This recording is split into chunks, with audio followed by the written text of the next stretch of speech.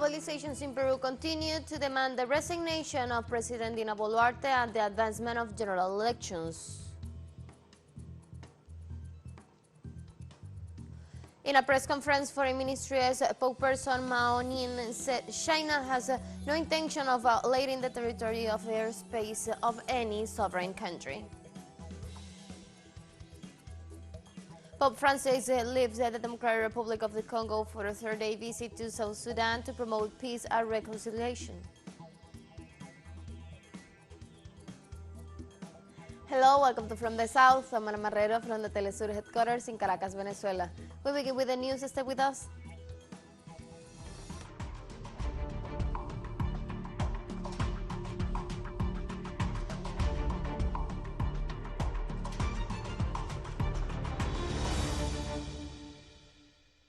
In Peru, mobilizations in Lima and other regions across the country continue to demand the resignation of the president, Dina Boluarte, and the advancements of general elections.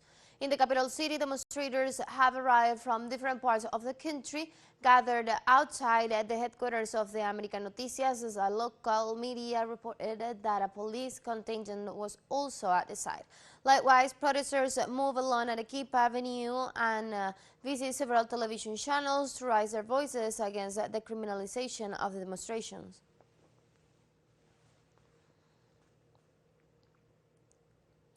The electoral campaign in Ecuador concluded prior to the sectional elections, and a constitutional referendum took place next Sunday, February the 5th. Social and political organizations rejected the content of the constitution promoted by the government regarding possible changes to the constitution and are thus promoting the no vote. The National Electoral Council announced that over 5,000 prisoners without executed sentence were allowed to vote. Starting on Friday, the electoral silence is enforced in the country, and therefore the diffusion of any type of information or publicity that induces voters to take opinions or the preference is forbidden.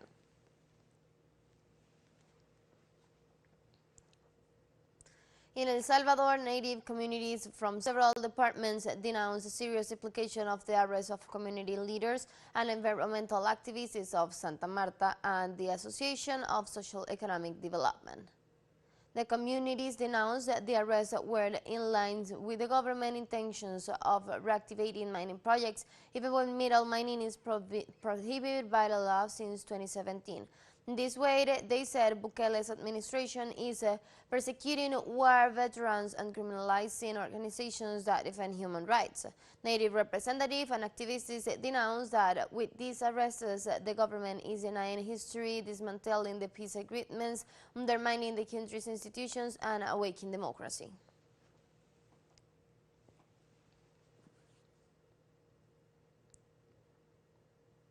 The presidents of the Chamber of Deputies and the Senate of Brazil have been re-elected. This marked the beginning of the work in the parliament of the Latin American country.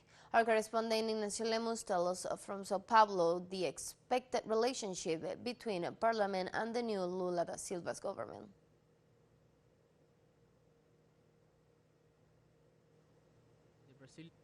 Began its activities with the re-election of the presidents of the two chambers. In the Senate, Rodrigo Pacheco prevailed over Bolsonarista Rodrigo Marinho, who, if elected, promised the impeachment of the Supreme Court judges investigating the former president's circle. For the ruling party, the result was a victory.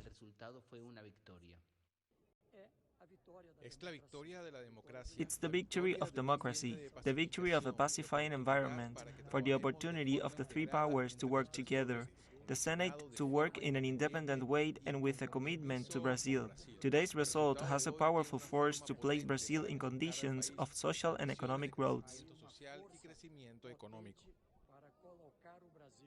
In the Chamber of Deputies, Arthur Lira, who was an ally of Bolsonaro during his government, will remain in the presidency, but obtained pro-government support as a result of the negotiation to approve the extension of the social investment ceiling that will make possible the payment of subsidies under the Bolsa Familia social plan during the first year of the Lula government. Lira, like Pacheco, criticized Bolsonarista invasions of Congress. In this Brazil, there will be no more room for those who attack the powers that symbolize our democracy. The result was within the progressives' calculation. The upcoming dispute in Parliament will be the tax reform proposed by Lula. In addition, a sector of the Senate is pushing for a parliamentary commission to investigate the crimes of Bolsonarismo, while the former president's circle intends to counterattack by filing impeachment petitions against members of the judiciary and even against the executive branch. I believe that Pacheco's re-election is good for the current government and a defeat for the Bolsonaristas. The same with Arthur Lira, despite his coming from the Bolsonarista base. However, I believe that after the elections of last October, we will still have some favorable context for the Bolsonaristas. Despite the good start of the legislative branch, the ruling party will have difficulties to deal with a conservative majority Congress where Bolsonarism took space from the traditional right wing in the last election. Ignacio Lemos y Juliana Sif para TeleSUR. Brazilian Senator Marcos Doval accused the former president's side to try to involve him in a conspiracy to annul the October elections won by current President Luis Ignacio Lula da Silva.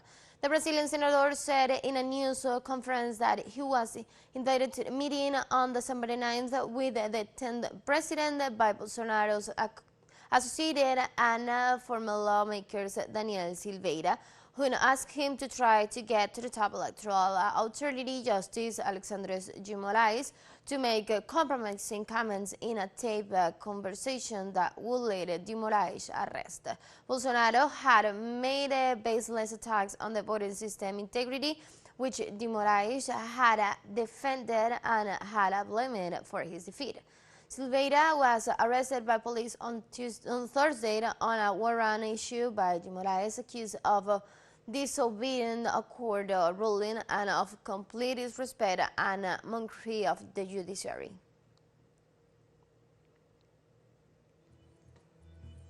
We'll take a very short break now, but remember you can now follow us on our TikTok account as TeleSUR English, in which you will be able to see news in different formats, news updates, and more. Stay tuned for more news.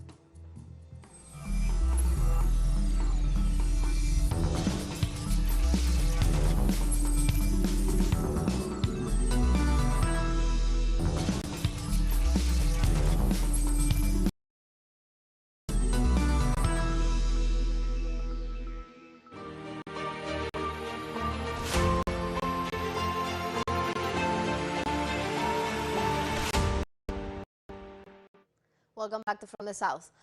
President Vladimir Putin spoke on Thursday at the gala concert in Boluarte, marking the 80th anniversary of the victory of the Battle of Stalingrad. The Battle of Stalingrad, after the German surrender on February 2, 1943, became a handbrake of victory of the Soviet army over the Nazi troops. In his speech at the gala concert, the president said that today Russia once again has to resist the aggressions of the collective West. During the visit to Boluarte, the Russian president laid a wreath before the eternal flame in the Hall of Military Glory of the Museum of the Battle of Stalingrad. Putin also met with representatives of patriotic and youth organizations and with the governor of the province, Andrei Bukharok. The Battle of Stalingrad, which took place from July 17, 1942 to February 2, 1943, in today's Russian regions of Voronezh, Rostov, and Volgograd, and the Republic of Kalmykia, was a turning point in the Great Patriotic War and the Second World War. Those who expect to defeat Russia on the battlefield do not seem to understand that a modern war with Russia would be very different. We have not sent our tanks to their borders, but we have something to answer with, and the use of the armored vehicles will not be the end of it. Everyone should understand this. The European Parliament on Thursday lifted the immunity of two lawmakers targeted in Belgian investigations into suspect bribery linked to Qatar and Morocco. The vote stripping Belgian members of the Parliament, Marc Tarabella, and his Italian counterpart, Andrea Cozzoloni, of their protection from persecution follow a demand by the Belgian authorities, who have 4 people in custody as part of their probe. The lifting of the immunity opens the way for the investigation to move forward with the questioning of the 2 parliamentarians. Meanwhile, Qatar and Morocco denied any wrongdoing in the case.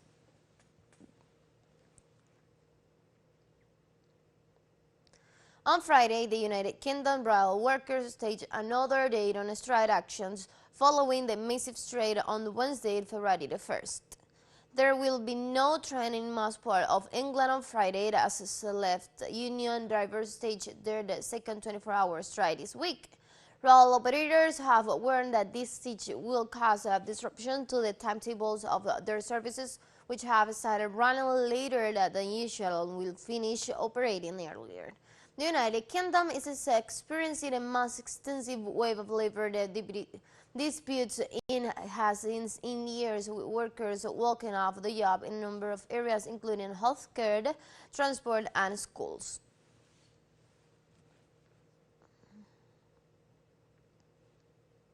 The main French trade unions are coordinating new mobilizations in the coming days against the pension reform planned by the government after massive demonstrators paralyzed the country on Tuesday. After Tuesday's strike, which brought out 2.5 million demonstrators in different parts of the country, the unions defend the call as historic and appeal to continue the struggles until the government accepts to discuss the most controversial points of the bill. The new dates proposed are February the 7th and 11th, so that the protest continues to grow.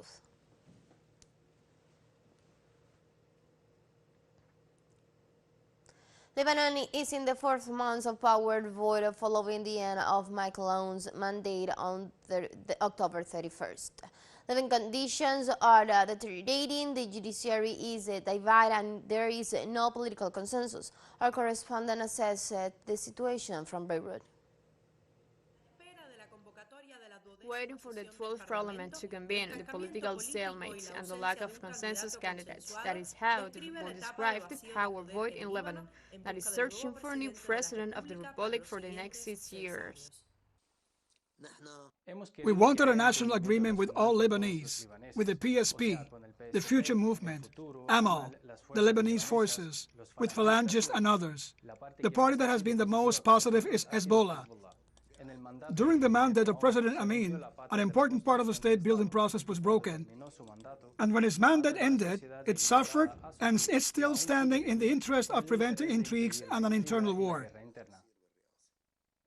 In this context, analysts warn of a climate of social instability in the next 100 days and reveal intervention plans by Qatar, Saudi Arabia, France, and the United States to propose a candidate for the presidency. It is said that there will be a 4-party meeting, perhaps a 5-party meeting in Paris.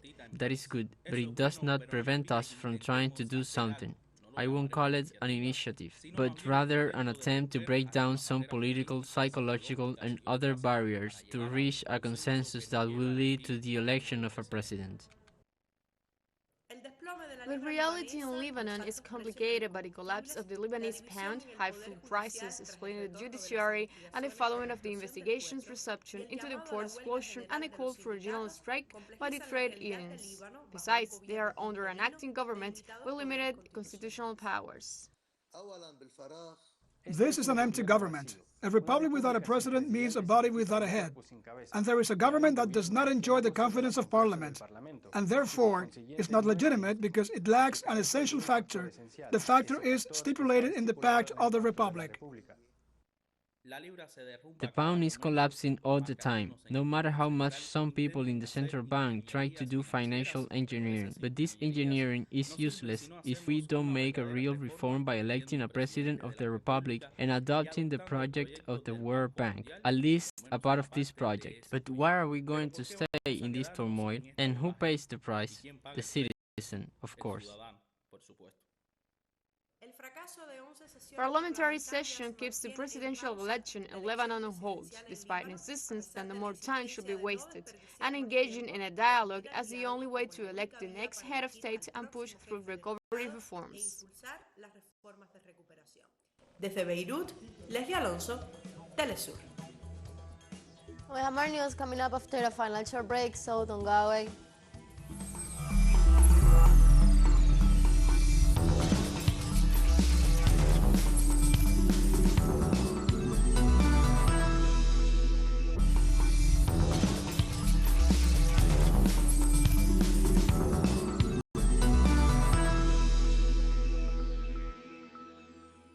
Welcome back. China on Friday said it has no intentions of violating the territory or airspace of any sovereign country after the United States claims that it flew a spy balloon over the U.S. territory. In a press conference, a Foreign Ministry spokesperson, Maunin, stated she hopes both sides will handle the matters with mutual calm and prudence. On Thursday, the Pentagon said it was tracking a Chinese spy balloon flying high over the U.S., reviving tensions between the two countries just days ahead of a visit to Beijing by the top U.S. diplomat. The discovery of the aircraft came days before the visit to China by U.S. Secretary of State Antony Blinken, with managing hanging the tensions between the two powers at the top of the agenda.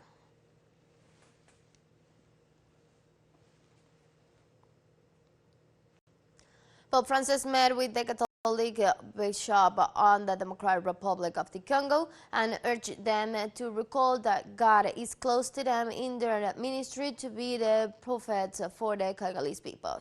On the fourth and final day of his apostolic journey to the Democratic Republic of the Congo, Pope Francis met with the country's bishops at the headquarters of the National Bishops' Conference.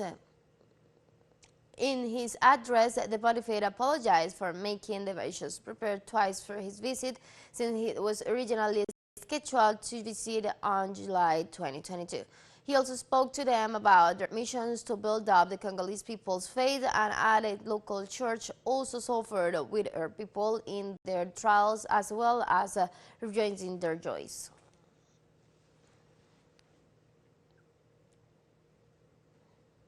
And Pope Francis left the Democratic Republic of the Congo on his way to South Sudan at the end of the first part of the trip for the continent. Congolese President Felix Tshisekedi, accompanying the Pope down a red carpet, will wait to the steps of his plane and then watches to take off from the ground. The pontiff left African nation for a third-day visit to South Sudan to promote peace and reconciliation in the world's youngest country, driven by the scourge of civil war and extreme poverty. Pope Francis is expected to meet victims of the conflict, as well as the country's political and church leaders.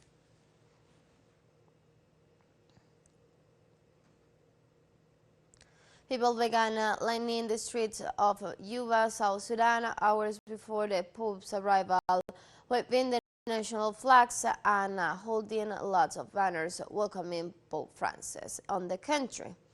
The pontificate is an African nation, a three-day visit to South Sudan to promote peace and reconciliation in the world's youngest country, hit by the fallout of civil war and extreme poverty.